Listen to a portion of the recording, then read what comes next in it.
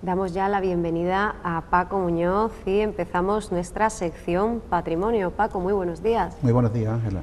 Bueno, Paco, nos vamos a la judería a conocer un poco, yo no diría tanto su historia como su intrahistoria, ¿no? Vamos a conocer eso de lo que nunca se habla, más allá de los datos históricos, más allá de esos siglos en los que fue comunidad judía. Esta zona del noroeste de la Mezquita Catedral pues aguarda muchos recuerdos, ¿verdad? Y para ti entiendo, Paco, que pasear por sus calles sinuosas, mágicas, debe ser siempre pues algo muy especial, ¿no? Efectivamente, es mi barrio donde he nacido. Yo nací en Cardenal Herrero 32 y el barrio actualmente, cuando pasas por allí, pues muchas veces se te cae el alma porque no es un barrio de vecinos, antes era un barrio de vecinos. Teodomiro Ramírez de Arellano, en sus paseos por Córdoba, en el paseo número 13, que habla del barrio de la Catedral, él le llama el barrio de la Catedral, yo le llamo el barrio de la Mezquita o el barrio de la Judería, cualquiera de las tres definiciones es válida, ¿no? Sí. Y entonces Teodomiro Ramírez de Arellano decía que el barrio de la Catedral era un barrio en el que se daba una circunstancia muy especial en la ciudad, porque se mezclaba digamos, las clases poderosas, adineradas, y las clases menos pudientes. Y efectivamente yo recuerdo que el barrio de la Mezquita, el barrio de la Judería o el barrio de la Catedral se daba esa circunstancia. Había grandes casas de familias de agricultores de bastante categoría económica, porque la categoría no tiene nada que ver con el dinero. Cuando decimos es una familia de bien, sí, es que la mía era una familia de bien y no teníamos un duro, pero no tiene nada que ver con una cosa con la otra. Bueno, pues había unos agricultores que eran vaquerizos, estaba una casa que le llamábamos de la Loba, que eran de unos agricultores de muchísimo dinero, incluso con ganadería de toros. Luego en mi calle había tres farmacias en la calle Cardenal Herrero. Estaba la farmacia de la Catedral, que estaba en las primeras casas de la calle Torrijos, estaba la del licenciado Herrera, que estaba en la esquina de la Judería, y estaba la de don Agustín García Solano, que era laboratorio en aquellos tiempos, era enfrente, que se llamaba la Virgen de los Faroles. Luego había un colegio, el Colegio San Eulogio, frente de la Puerta del Perdón, y una cosa muy significativa, esa es la Judería. Y esa fotografía está hecha desde mi balcón.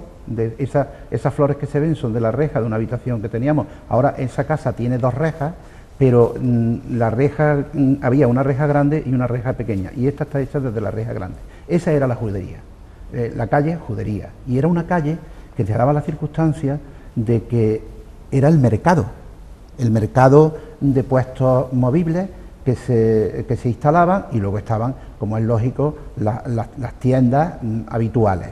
Pero, por ejemplo, en la esquina de la izquierda, que no se ve, estaba Juana la Jeringuera. Era una casa que ahora forma parte del hotel, y había un puesto de jeringos abajo. Había una cosa muy curiosa. Los nenes nos decían que Juana se le iba a pegar las tripas de la sartén, de los jeringos, ¿no? Los jeringos que los cogían con la Enea, se cogían con Enea en aquellos tiempos. Luego un poco más adelante estaba el carnicero. El carnicero tenía unos enormes ganchos en la puerta de colgar allí las cosas. Luego delante estaba la Barata, una tienda de pasamanería que todavía sigue, pero en plan de ahora de turismo, ¿no? Como es lógico.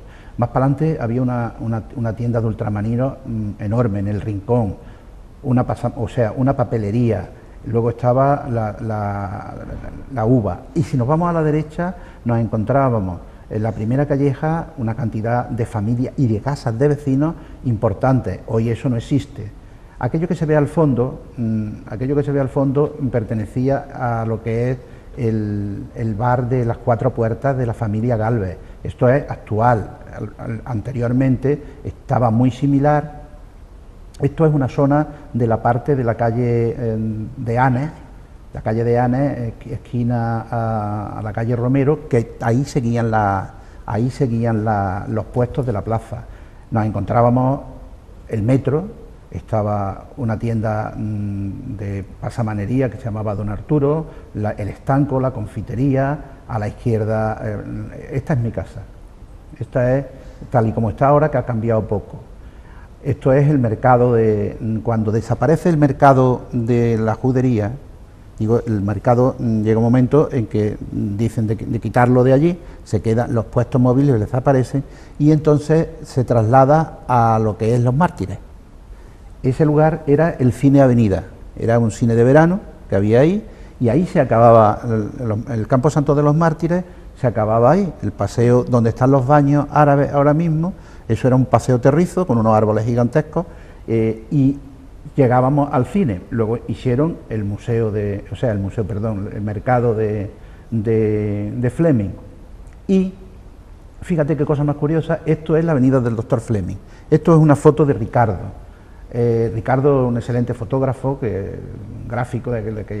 reportero gráfico de aquellos tiempos, y fíjate, desde aquí está hecho desde la puerta más o menos del mercado actual, que ya también parece que va pronto a desaparecer, y el convento de Salus Informorum. A la izquierda no se ve en esta fotografía, pero a la izquierda estaba la casa de Juan Barazona. Juan Barazona, nos íbamos ahí a ver el león.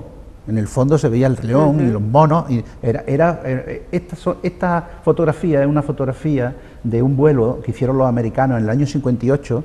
Hicieron una planificación fotográfica de España, y eso que se ve en el centro, que parece un óvalo, era todo lo que era la casa de Barazona. Lo demás era el campo, era Vista Alegre. Y a la derecha el trozo está señalado, lo que pasa es que no se ven bien los títulos. Se ve aquí abajo, se ve la explanada que era donde estaba el cine de verano, la arboleda de Fleming, y todo lo que era la calle Cayuán, que era un arroyo que venía del agua de la Puerta de Almodóvar. Bien, ¿dónde vamos? Un barrio de vecinos que tenía esto es una fotografía que no tiene nada que ver, pero que lo vamos a hablar después, sí, que es de la visita de Fleming. Entonces el barrio era un barrio de muchas casas de vecinos. La casa del Caballo Rojo era una enorme casa de vecinos, la taberna de la Mezquita. La taberna de la Mezquita primero era de su padre, de criado. La Almudaina había sido un colegio, ¿verdad? La Almudaina era un colegio, eso era un colegio, y todos los alrededores era un barrio normal de Córdoba, ¿no? Y a donde vamos a parar es que hoy en día tú vas allí y ya no es nada más que todo industria turística además.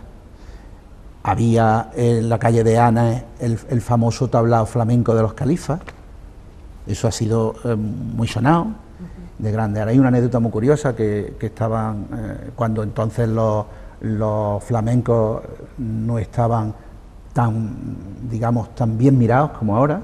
Flamenco era el bufón del señorito que se los llevaba de juerga y estaban cantando y tocando la guitarra mientras que el otro estaba de... Sí, el proceso de dignificación, ¿verdad? La dignificación que tiene... El flamenco es reciente, de hecho ahora en estos días, hasta hace nada, hemos podido disfrutar de esos café cantante, que fue precisamente el paso intermedio, ¿no?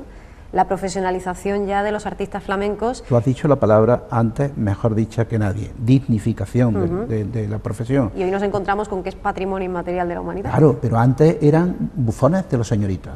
Se daba el caso, la anécdota que te voy a contar, y creo que ocurrió en los califas, estaban el cantador, el guitarrista y la juerga.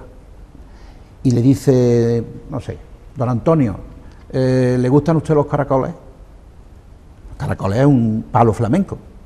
Y le dice el otro, sí, que pongan 2 raciones. O sea, fíjate tú que ni siquiera el que contrataba... No había ni una formación, en absoluto, simplemente era la juerga, el cante, el baile, y luego los veías de madrugada, volver para sus casas, había gente que vivía de eso, pero en realidad hoy en día está dignificado. Bien, volviendo otra vez al barrio. Bueno, luego el barrio tenía también algo importante, era el Hospital de Agudos, fíjate, el Hospital de Agudos, hoy Facultad de Filosofía y Letras, antes fue también de Derecho, eso era del Cardenal, se llama el Hospital del Cardenal Salazar, era el único centro importante de salud de la ciudad. Yo hice una investigación para averiguar un tema precisamente de mi bisabuela y tuve que mirar el libro de fallecimientos del archivo municipal y casi todos los fallecimientos habían sucedido en el Hospital de Aguda. Fíjate, era el centro, digamos, de la salud de Córdoba, cuando reunificaron todos esos pequeños hospitales que había, hospitales de estos caseros de 4 o 5 y los llevaron y hicieron el Hospital de Aguda. De hecho, la facultad todavía conserva bastante de ese hospital. Antiguo uso, muchísimo. Mira, incluso los raíles. Sí, los raíles. Y la morgue. Los raíles de la morgue. Y hay una cosa muy curiosa, y yo en mi blog hice un reportaje sobre ello.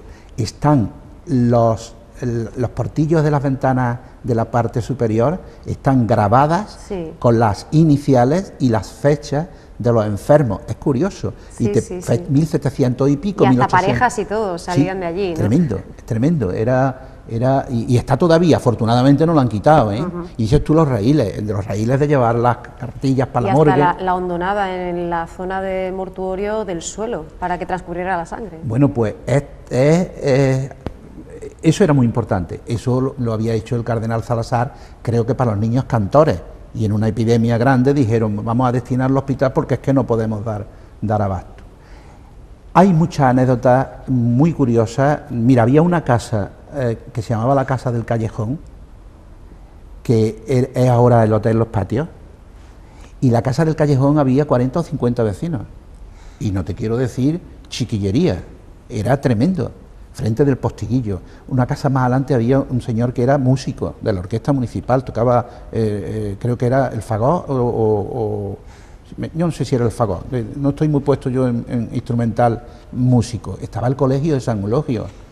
Había muchas casas de importancia, como decía don Teodomiro hacía muchos años, y casas de vecinos, muchísimas casas de vecinos. Yo viví en Medina y Corella 4, estaba la casa cuna, estaba en la calle Torrijos el torno donde dejaban los niños, que todavía estaba. Yo me acuerdo en mi niñez de que el torno le dábamos nosotros vueltas, el torno dejaban allí a los chiquillos y lo recogían las monjas por dentro. Y la puerta falsa o la puerta principal de la maternidad estaba por la calle Medina y Corella. Y en el número 4, había una casa de vecinos, que ahora es un bar, creo, una casa de vecinos que entrabas por un callejón, a la izquierda estaban los bates, 4 bates para 50 familias, y las pilas, unas pilas que había 2 o 3, 4 pilas me parece, con el agua del cabildo, que tenían las vecinas que ocuparlas con tiempo. Había unas peleas impresionantes, pero luego se llevaban muy bien, era el choque del diario, ¿no? Y bueno, y era una cosa muy curiosa porque había una familia gitana con la que yo me crié y allí no había problemas de discriminación. Era una cosa muy curiosa. Bien, eso se ha perdido. Yo luego ya después tuve oportunidad de, cuando empezaron y una verbena muy importante que quiero reivindicar, una cosa para el barrio de la Judería, que lo tiene como patrimonio suyo la feria de la verbena de la Fuensanta. Las campanitas de barro. Eso antes de que fuera importante el tema de las campanitas que las vendían en la feria de septiembre, que luego después ha quedado en la verbena de la Fuensanta, eran de allí, del barrio de la Mezquita, y toda la calle Cardenal Herrero estaba llena de puestos de feria de muñecos de cartón, de turrón, iban las norias, las barquillas, y luego incluso el escenario estaba delante del Palacio Episcopal. Fíjate, el escenario no en el Triunfo, sino delante del Palacio Episcopal. Yo he visto ahí cantar a Emilio el Moro en la verbena. La verbena era importante en agosto, la verbena del 15 de agosto. Una verbena utilizable, le llaman la Virgen de Agosto, utilizable por la Iglesia Católica, pero que procede del tema agrícola de toda la vida o de más antiguo. Sí, el origen común de todas las ferias, de las ferias, ¿no? Se dio una cosa muy graciosa, me lo contaba mi madre. Yo entonces era muy pequeño y no me podía acordar. Resulta de que teníamos hasta nuestro guardacoches, no había, en gorrillas famosos no existían, y tenía el guardacoches que se llamaba Gabriel, que vivía precisamente en la Casa del Callejón. Gabriel era un hombre que había estado enfermo de tuberculosis, eso era una cosa muy frecuente. Lamentablemente ahora está volviendo otra vez a haber brotes de esa enfermedad que ya prácticamente estaba erradicada, y este hombre pues tosía con frecuencia y era guardacoches que tenía, estaba uniformado, era particular, pero tenía su uniforme tal y cual. Y en cierta ocasión pues en la puerta de Anes pues llegaron una familia de extranjeros y le abrió la puerta, tosió. El señor le preguntó que qué le pasaba, en inglés, el intérprete le dijo, bueno, eso es un dibujo similar, es un Citroën de la época aquella, y más o menos una representación, porque no tengo, afortunadamente, desgraciadamente no tengo una fotografía de guardacoches. Y entonces el señor le preguntó que qué le pasaba, el señor le dijo que había estado tuberculoso, echó mano a la cartera y le dio dinero para que comprara medicinas para su enfermedad, y no era ni más ni menos que Sir Alexander Fleming, el descubridor, el premio Nobel, que vino en el 48 o 47, y murió poco después. Y murió un poco después de venir a Córdoba, que esa foto que hemos visto, esto es, digamos, la calle Torrijos, a la izquierda tenemos una casa que la construye Azorín, famoso arquitecto republicano, luego la siguiente casa, aquí tenemos otra vez a Sir Alexander Fleming. Era muy curioso porque era un personaje, las fotografías, cuando ves las fotografías de la época, pues usó sombrero cordobés, siempre con la palomita, y esto es una visita que lo vimos anteriormente, que hicieron a San Jerónimo de Valparaíso, al monasterio de San Jerónimo y tal y cual. Bueno, pues resulta de que le dio dinero, aquello fue muy sonado, o sea que un premio Nobel que le diera dinero, que preguntara, era importantísimo, ¿no? Sí. Una anécdota muy curiosa, pero en fin. Y luego después pues nos vamos a la carretera nueva. La carretera nueva, que la hemos visto anteriormente, es lo que es la avenida del Dr. Fleming, enlaza con el Dr. Fleming. Y hay una fotografía de Ricardo, porque había una cuestión que él hizo la fotografía, y lo quiero leer ¿sí? Detalladamente para no perderme, porque la frase la escribió Francisco Solano Márquez en un trabajo que hizo él, y dice sobre la visita, fue en el 49 la visita, y el periodista Ricardo dice que la visita de Fleming a Córdoba fue de una emoción indescriptible. Dice que recuerda a la gente sencilla besándole las manos en la puerta del puente, pero a él no le daba mucha importancia. Los levantaba y los abrazaba. Luego visitó el monasterio de San Jerónimo y le acompañaron muchos médicos cordobeses, Enrique Luque y Rafael Blanco. A raíz de aquella visita le dedicaron a Fleming una calle en Córdoba. Y dice que Ricardo dice, me voy a tirar un pequeño farol. Le dije yo a don Alfonso Cruz Conde cuando estaban iniciando aquella calle, que por qué no le ponen ustedes a esa calle al doctor Fleming, y coincidió que se la pusieron. En realidad, bueno, pues la avenida del doctor Fleming viene como consecuencia, yo no sé si lo que dijo Ricardo será o no será verdad. La avenida del doctor Fleming nosotros le llamábamos la carretera nueva. La ciudad, por esa zona, se acababa exactamente en el convento, que hoy es una delegación de la Junta de Andalucía, en el convento, Casa de Barazona y el Cine Avenida. Los baños árabes sabíamos que estaban debajo, pero los baños árabes estaban tapados. Ya lo habían hecho en el principio del siglo XX, habían hecho una excavación y se quedaron tapados. Y ahí se acababa, ahí había un puentecillo del agua que venía de la arcuilla de la Puerta Almodóvar, y eso nos lo puede explicar perfectamente nuestro amigo Pancho, sí. Experto número 1, y hacen la carretera y no había nada, ni a derecha ni a izquierda. A la izquierda era lo que le llamaban La Joya, que luego fue el Charco La Pava, el sitio de la prostitución barata de la ciudad durante un tiempo, y a la derecha solamente el agua y las puertas falsas en el muro de las casas de la calle Los Judías. Desde esa fotografía que hemos visto anteriormente de la perspectiva de la calle, de la carretera nueva, avenida del Dr. Fleming, pues se ve perfectamente al fondo que no existe ni el Hotel Palace, el Córdoba Meliá, como se llame ahora se llama AC no sé cuánto. Bueno, se ve se ve la residencia de los militares de la Avenida de la República Argentina, al fondo, en línea recta, y no se ve nada más.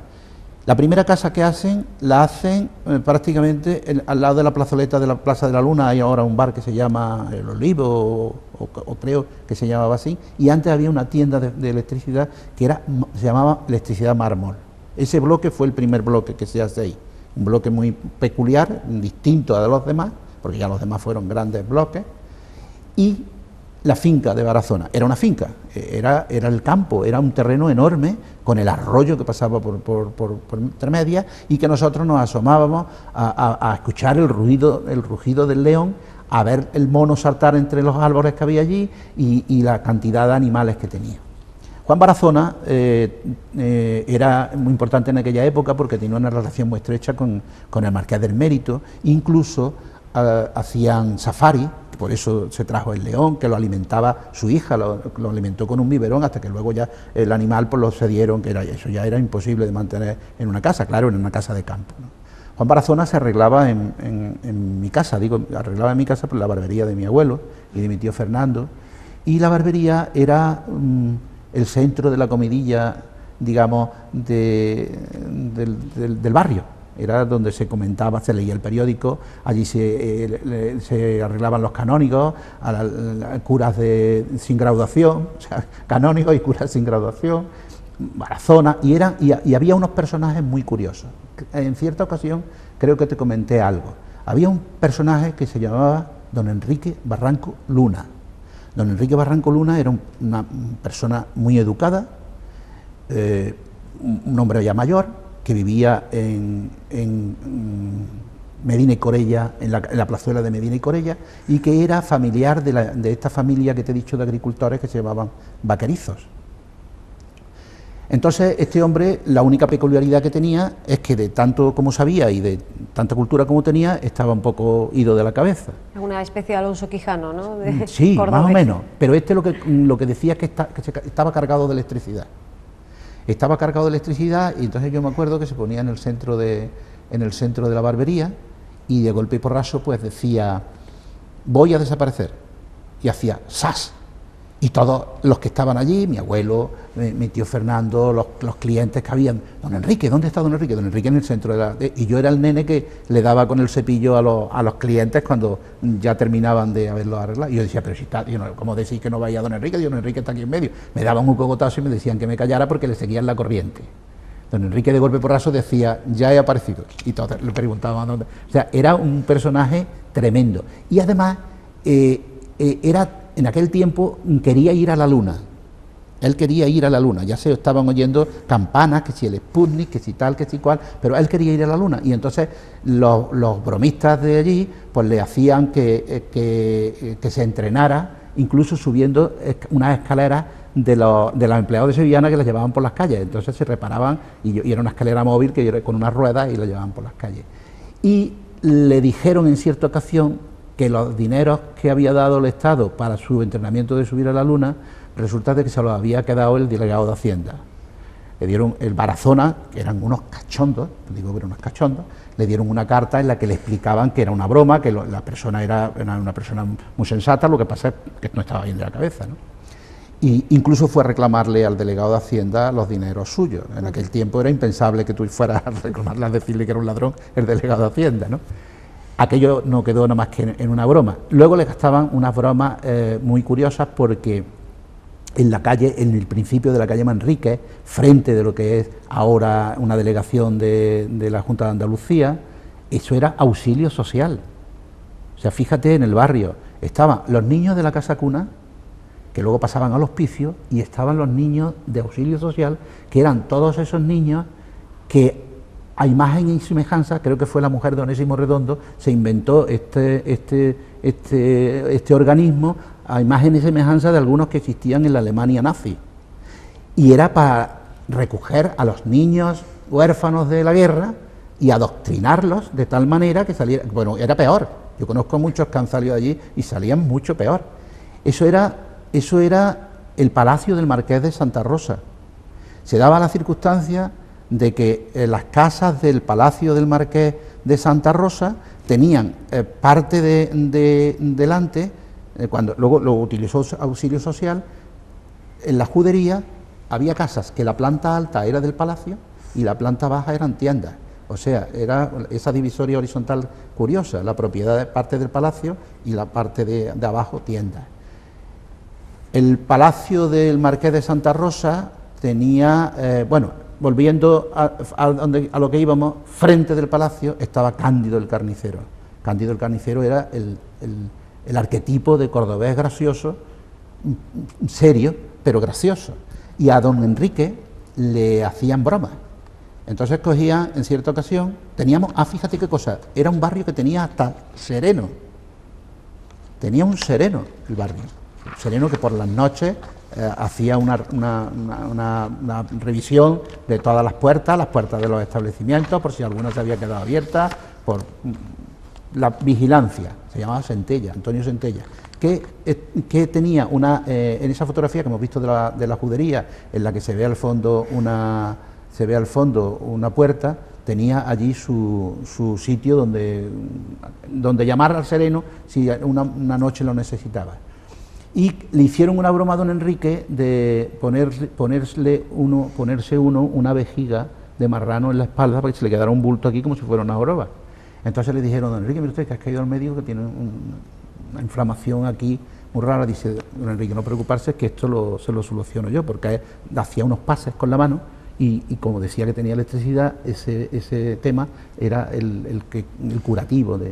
Entonces, a la vez que le van a hacer el pase, le pinchan la vejiga, aquello explota, don Enrique se cae en la acera, se da un golpe, se levanta y dice muy serio: me voy a mi casa y no voy a salir hasta mañana porque tengo tal carga de electricidad que puedo provocar una desgracia a las personas. O sea, que le habían hecho un chiste de broma, te daban el dedo así, te pasaba la mano y se arreglaba.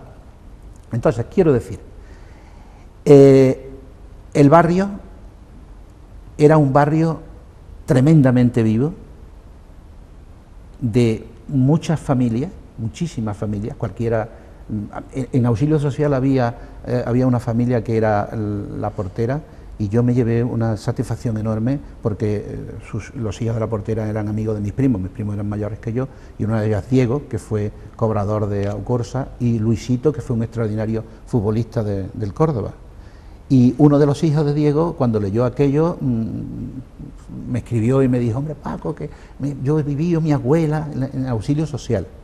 Más para abajo la casa de los Alvear, otra casa de muchísima importancia. Frente el Monte de Piedad, donde era la casa del empeño, que yo creo que un día te lo dije. Yo de chico recuerdo llorar a mi madre, y aquello me preocupó mucho, porque yo veía a mi madre llorando y por qué lloraba, y le decía a mi padre: no te preocupes, que ya compraremos otra. Y la habían vendido a mi madre la colcha de novia. Madre mía. La había empeñado la colcha de novia para poder salir del paso, y se la habían vendido. Eso es la dación en pago. Usted no paga los intereses, yo me quedo con la prenda. Es lo que ahora no hacen, pero fíjate lo que ocurría. En aquellos tiempos era que si la bicicleta, que si ropa. Hoy en día no, hoy en día ya vamos a joyas y vamos a empeños de más categoría, ¿no? Más para abajo la Caza del Azar, otra casa importante, pero de muchos vecinos. Ahora también es una cosa de tipo, me parece que es hostelería lo que hay. Luego la plaza de Judalevi, en la plaza de Judalevi, en el rincón, otra casa tremenda de vecinos. Y en la calle siguiente que nos vamos, que es la calle Albucasis, había un patio de vecinos, una casa muy grande, y estaba la puerta falsa del hotel, del hospital de San Pedro Alcántara. Y estaba una puerta, había una portada renacentista que hoy la tiene la Diputación en el patio donde está el aparcamiento. Afortunadamente se salvó, se desmontó y se llevó a aquel sitio. O sea que cuando tú vas a la Diputación y entras por la puerta trasera, donde está el aparcamiento, hay una portada renacentista preciosa, y esa portada era la puerta falsa de San Pedro Alcántara, que era Hospital de Incurables. Y incluso nos contaban que había allí leprosos.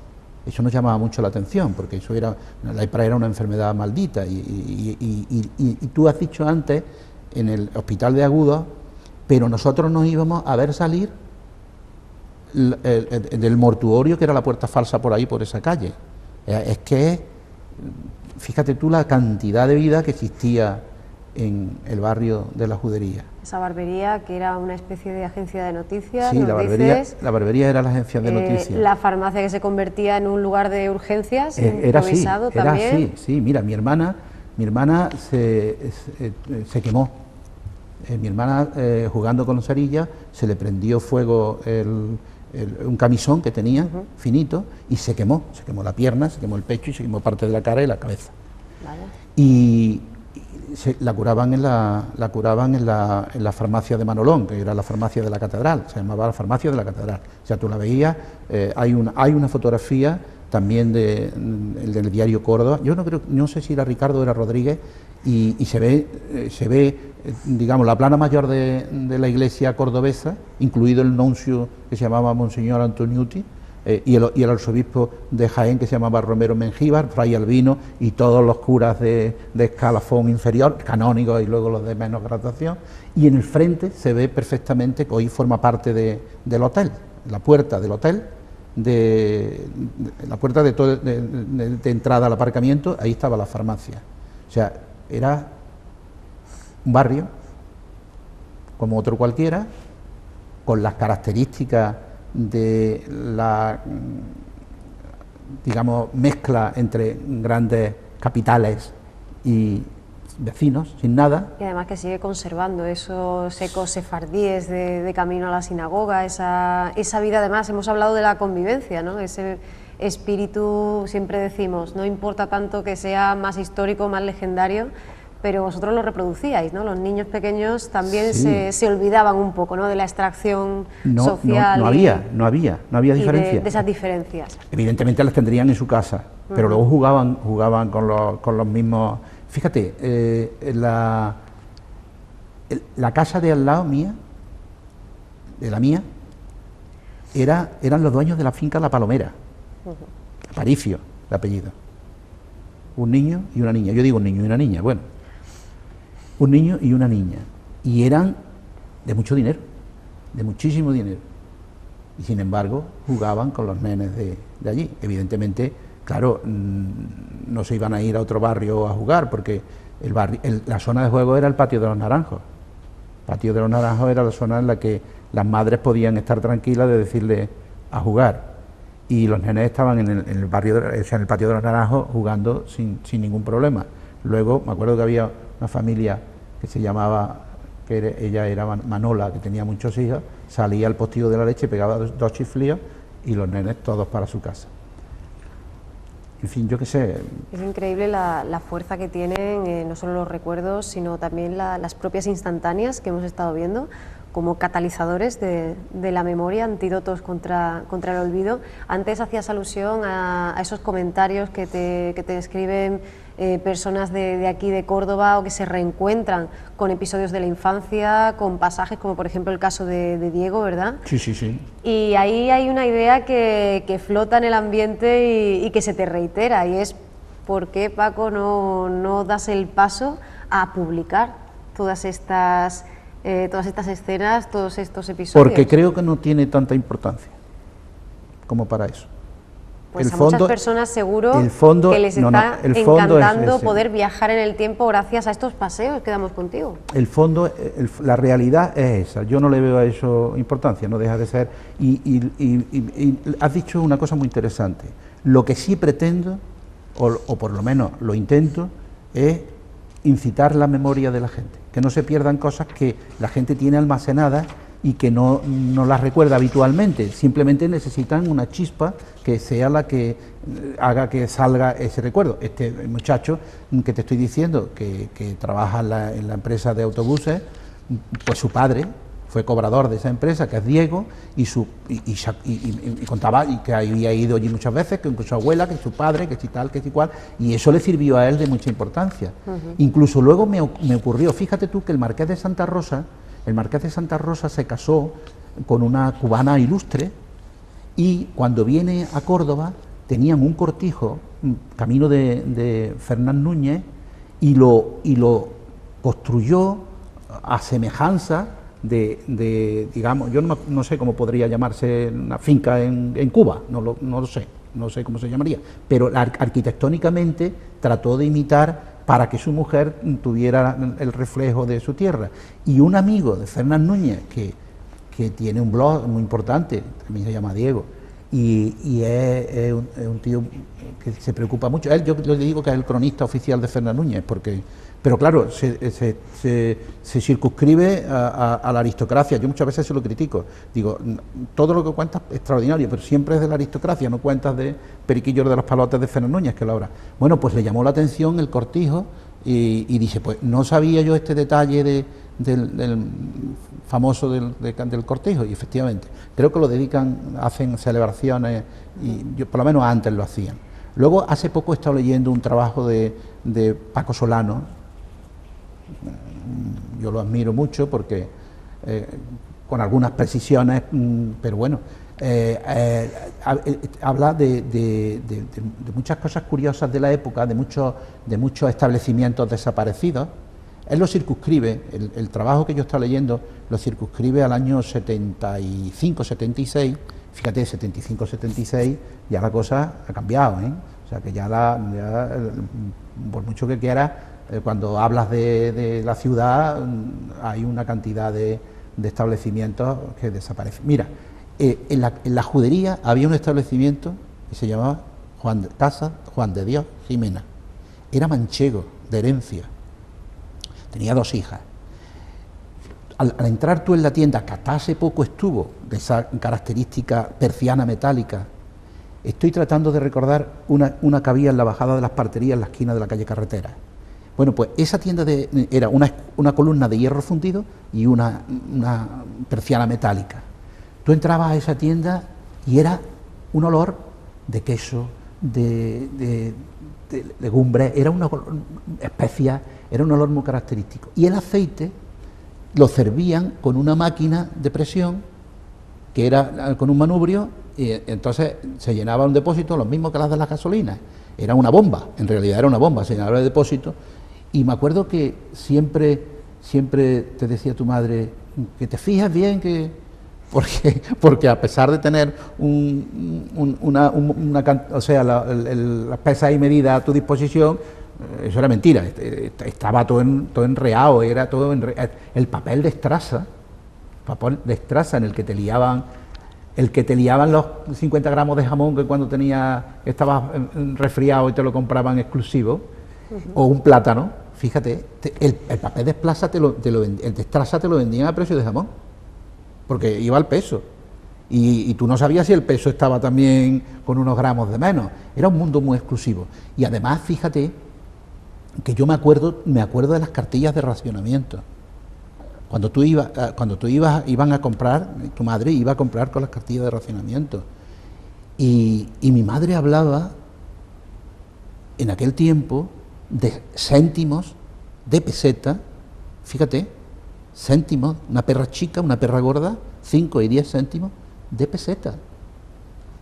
Y se comía con esas cantidades. O sea, una gorda, 10 céntimos de pipa o de altramuces, era una cantidad desorbitada.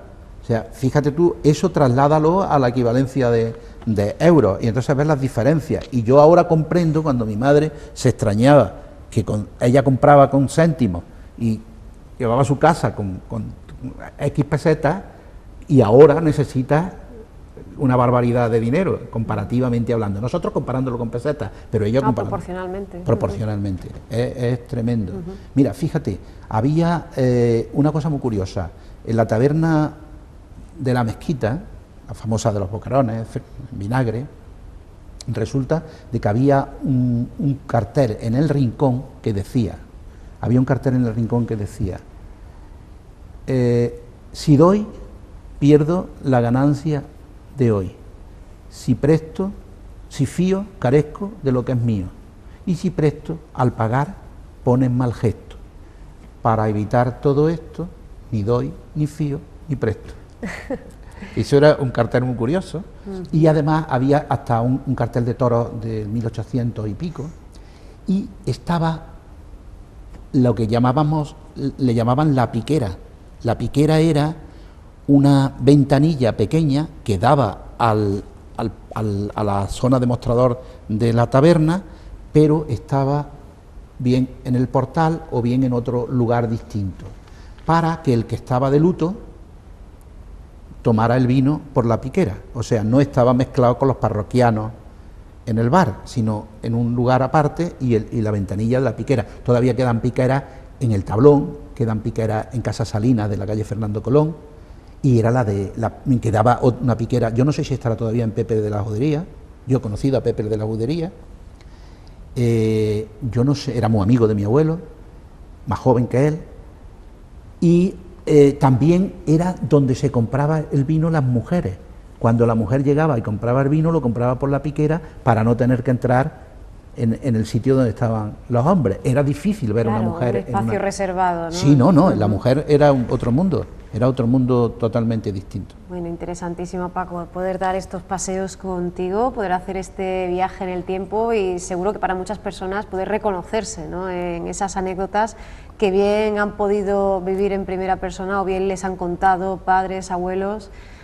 Paco, de verdad, muchísimas gracias. Se nos ha pasado el tiempo, pero nos hemos quedado embobados como siempre escuchándote. Pues gracias a ti. Así que dentro de un par de semanitas, si tú puedes hacernos el hueco, te seguiremos esperando. Trataremos.